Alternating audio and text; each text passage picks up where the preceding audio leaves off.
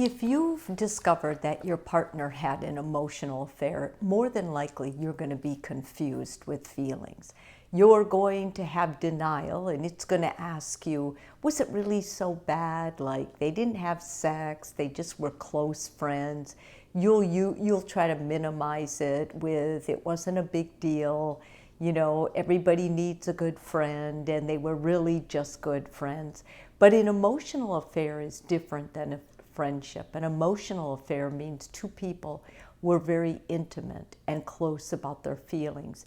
They talked about their marriage, they talked about what they wanted in life, they talked about their goals, and they fell in love on an emotional level. And although most emotional affairs qualify as being strictly emotional, it was basically a transaction of words and comforting and encouragement and, you know, maybe caressing, but absolutely no intimate kissing or otherwise physical form of love.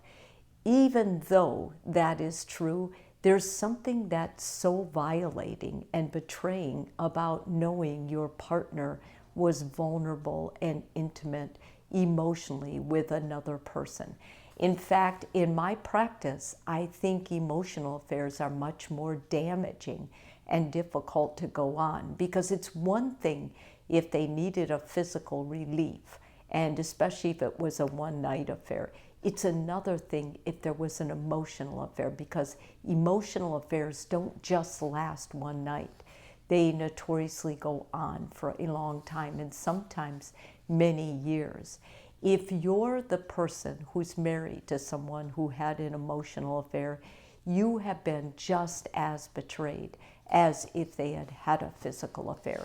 It's just not thought of that way for many people in society, and they will not understand why you're so angry, why you're blaming, why you're thinking of ending your relationship with this person over an emotional affair. But they are damaging, they are betraying, and the truth is, it is a big deal if your partner admits and you discover they have an emotional affair. The number one person that can get hurt with an emotional affair of their partner is you. And the reason it damages you is because there's a lot of self-blame, self-responsibility in the aftermath of an emotional affair. You ask yourself, was I too busy? Was I working too hard? Was I too involved with the kids? I didn't see this coming. I know I put on a little weight. Was it my weight? Am I unattractive? Does my partner not, desire me anymore? And whether you're a man or a woman, it will rob you of your self-esteem. It will start making you feel less capable, less the person, less respectful about yourself. And that's a terrible thing. It's one thing if others don't respect you, but if you don't respect yourself, then you've got to find a way to take that back.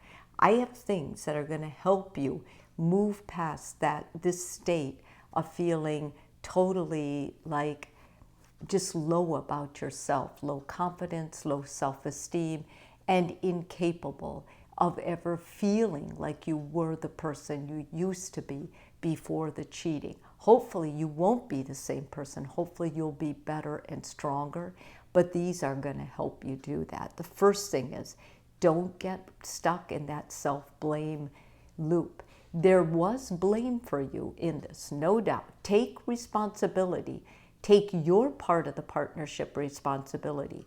But what your partner did was a bad choice, and they have to take theirs too.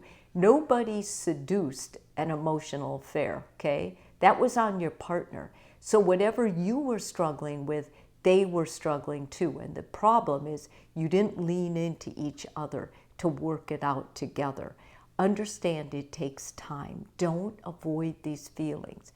Don't tell yourself we'll never be able to keep a marriage if we can't even sit down and talk. If tonight you don't feel like sitting down and talking, do something else. Go for a long walk and, invite them to go with you.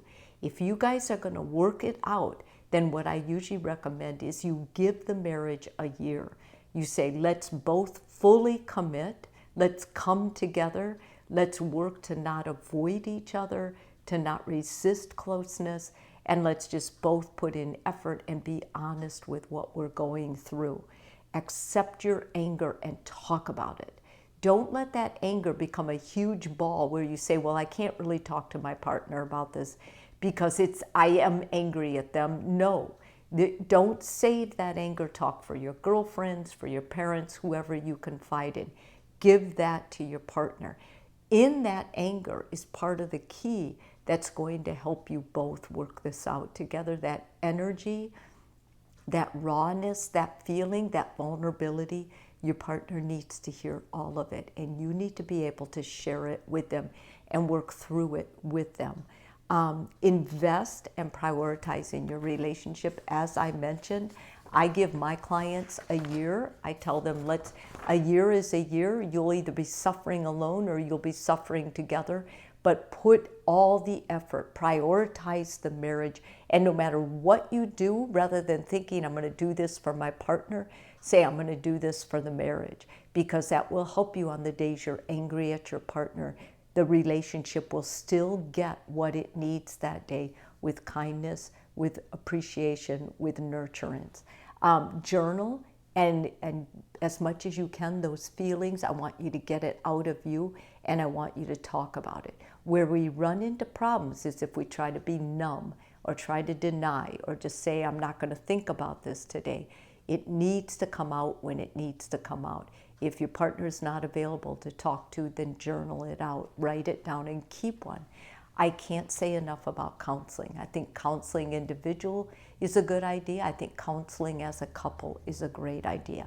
I think both of those can happen in their own time. Go by yourself first till you start feeling stronger and encouraged and supported, and then go together as a couple, and you'll start feeling stronger as a couple and more connected. And that's what you have to do. Goes without saying, whoever that person was you had an emotional affair, they need to be out of your life completely. Both partners need to know and have reassurance that that person is no longer being talked to or is no longer in your inner loop of marriage. If this video is helpful for you, please subscribe. And if you're already a subscriber, thank you so much.